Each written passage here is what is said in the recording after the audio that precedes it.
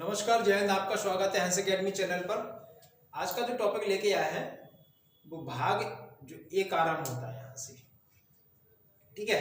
तो भाग एक में क्या है? भाग एक है कि राज्य उसका संघ, मतलब संघ और उसका राज्य क्षेत्र, संघ और उसका राज्य, जो कि इसमें आर्टिकल संविधान के 1, 2, 3, 4 है। तो 1 से लेके 4 आर्टिकल भाग एक के तहत आते हैं। और भाग एक किससे संबंधित है? संघ और उसका राज्य क्षेत्र। संघ मतलब यहां बताया गया है यूनियन।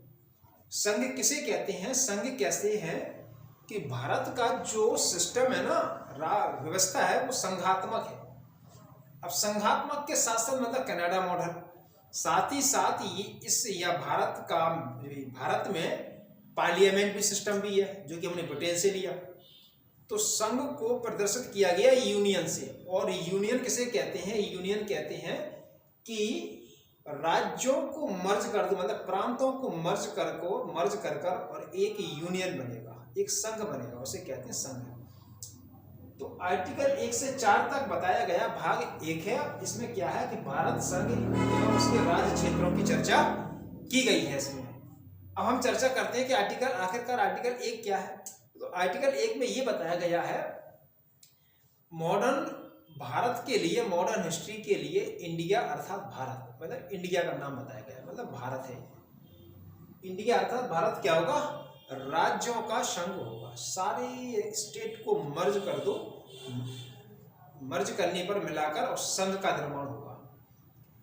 ऐसे राज्य जो कि उस संघ से अलग नहीं हो सकते। राज्य ऐसा कानून नहीं बना सकते जिससे कि वह संघ से अलग हो जाए। ऐसी व्यवस्था को कहते हैं संघात्मक व्यवस्था।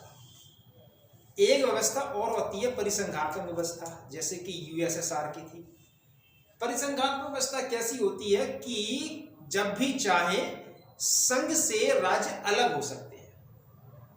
जैसे कि अमेरिका है, तो अमेरिका में जो सिस्टम है ना, अमेरिका में कि जो प्रांत है ना, वो संघ से कभी भी अलग हो सकते हैं। जो इनके और प्रांत हैं वो कभी भी अमेरिका के जो संघ है ना, केंद्र सेंटर, उससे कभी भी अलग हो सकते हैं। तो इसलिए वहां पे डुअल सिटीजनशिप है, डुअल कॉन्स्टिट्यूट है। वहां पर केंद्र का अलग है, राज्यों का अलग है। केंद्र की नागरिकता अलग है, राज्यों की नागरिकता अलग है।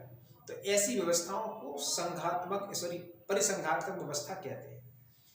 तो आर्टिकल 1 कहता है कि इंडिया अर्थात भारत क्या होगा? सारे राज्यों का एक संघ होगा। ये आर्टिकल 1। आर्टिकल 2 क्या कहता है कि संसद विधि बनाकर संघ में नए राज्यों का प्रवेश या स्थापना कर सकती है। संसद के पास ये अधिकार दिया गया है कि वह क्या करेगी? संघ में, मतलब कि जो सेंट्रल है, जो केंद्र है, उसमें नए राज्यों की, मतलब कि आज वर्तमान में समझो जैसे कि 1956 के बाद 14 प्रांत और 6 केंद्र शासित क्षेत्र थे। 14 से फिर 15 हुए, 15 से फिर 16 हुए, फिर 17 हुए। ऐसे ही क्या किया गया, तमाम रियासतों को, टेरिटरियों को संघ में जोड़ा गया। तो ये संसद द्वारा होता है। अब जैसे कि एग्जाम्पल 36वां संविधान संशोधन 1975 में हुआ था, और सिक्किम जो कि अलग था, भारत में नहीं था, और सिक्किम को 22वां राज्य का दर्जा दिया गया था, संघ में मिला लिया था। ये कैसे? संसद द्वारा हुआ था, ठीक है। तो यह भारत के पास दो, इसी को कहते हैं संप्रभु राज्य। संप्रभु मतलब स्वयं का मालिक है भारत, कि अपना क्षेत्र किसी में मर्ज कर देना और किसी का क्षेत्र अपने मर्ज करने में भारत स्वतंत्र है। ये निर्णय लेने भारत स्वतंत्र है। तो संसद विधि बनाकर, कानून बनाकर संघ में नए राज्यों का प्रवेश करेगा और उनकी स्थापना करेगी। ये आर्टिकल 2। आर्टिकल 3 क्या कहता है कि संसद किसी राज्य से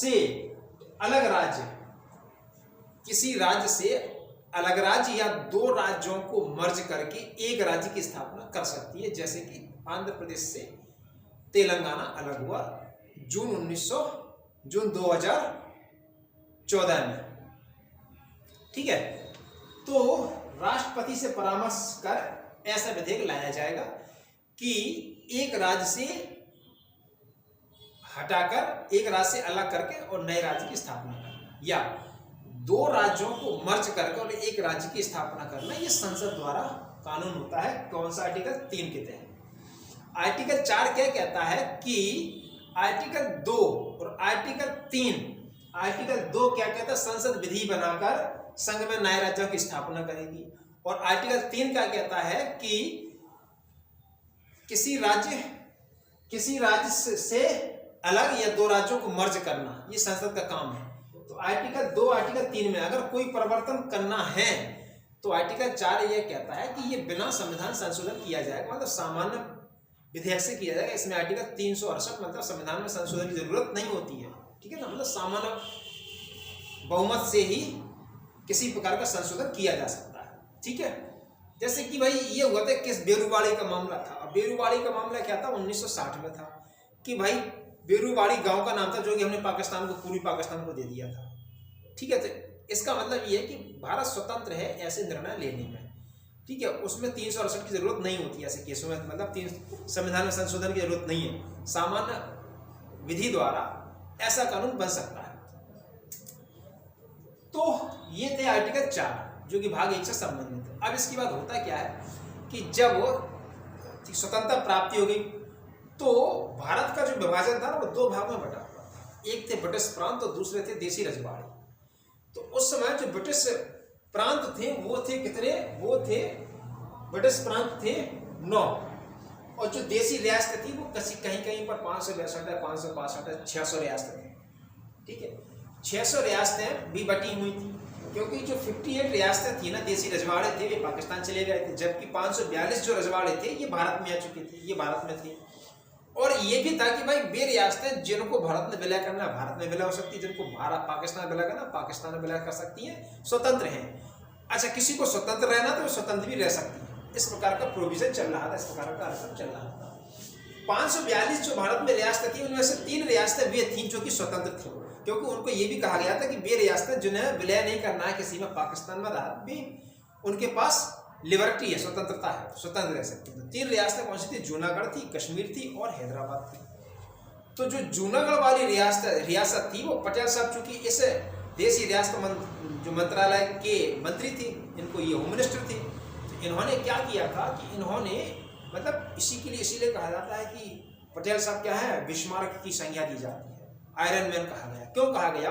क्योंकि इन्होंने रियासतों को मर्ज कर एक संघ बनाया, भारत बनाया, संघ, एक केंद्र का निर्माण किया।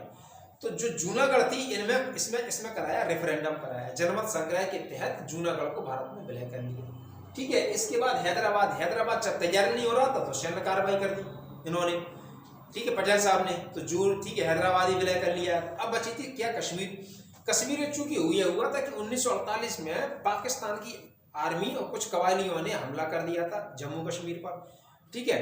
तो उस समय कश्मीर के राजा थे राजा हरि सिंह। उन्होंने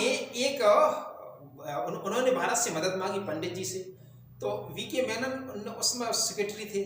तो उन्होंने फिर ये कहा था कि भाई अगर आप विलय पत्र पर हस्ताक्षर कर दो तो फिर भारत सरकार द्वारा मदद के लिए आह्वान करेंगे। तो उन्होंने विलय पत्र पर हस्ताक्षर कर दिया था। इसके बाद फिर भारतीय सेना पहुंची थी कश्मीर, तब जाकर फिर विलय पत्र के अनुसार कश्मीर भारत में मर्ज हुई। तो इस प्रकार से ये 3 रियासतें भारत में इस प्रकार से मर्ज हुई थी। अब फिर हुआ क्या था कि आजादी के बाद क्या हुआ, 4 श्रेणियों में बांट दिया था रियासतों को और प्रांतों को। 4 श्रेणियां कौन सी थी? ABCD। तो ABCD को हम समझते हैं कि भाग ए में क्या था? भाग ए में क्या था कि 9 ब्रिटिश प्रांत थे और 216 देसी रियासतें थी, ये भाग ए में थे। तो 9 ब्रिटिश प्रांत कौन कौन से थे? असम, बिहार, बंबई, मध्य प्रांत, मद्रास, उड़ीसा, पंजाब, संयुक्त प्रांत और पश्चिमी बंगाल, ये 9 ब्रिटिश प्रांत थे जो कि भाग ए में थे और 216 क्या देसी रजवाड़े थे। भाग बी में क्या थे? छोटे प्रांत थे और 275 देसी रियासतें थी, जिनमें कि कौन कौन छोटे प्रांत थे? हैदराबाद, जम्मू कश्मीर, मध्य भारत, मैसूर, पटियाला को कहते हैं पूर्वी पंजाब, ठीक है, राजस्थान, सौराष्ट्र और त्रावणकोर जिसे कहते हैं कोचीन, ये थे मतलब भाग बी वाले। भाग सी में क्या थे? 61 देसी रियासतें थी, जैसे कि प्रमुख कौन कौन है? अजमेर, भोपाल, बिलासपुर, कूच बिहार, कुर्ग, दिल्ली, हिमाचल, कच्छ, मणिपुर, त्रिपुरा, ये प्रमुख थी। भाग डी में क्या थे? भाग डी में अंडमान निकोबार द्वीप समूह थे और वे क्षेत्र आएंगे जो भारत अर्जित करेगा, भारत संघ में मर्ज करेगा, ठीक है ना। भाग डी में वे चीजें आएंगी। तो ये थे हमारे कुछ भाग 1 से संबंधित टॉपिक थे। इसके बाद फिर हुआ ये कि 1950 के बाद जब ये हो गया तो फिर क्या हुआ कि तमाम प्रांतों का उदय हुआ, राज्यों का उदय हुआ।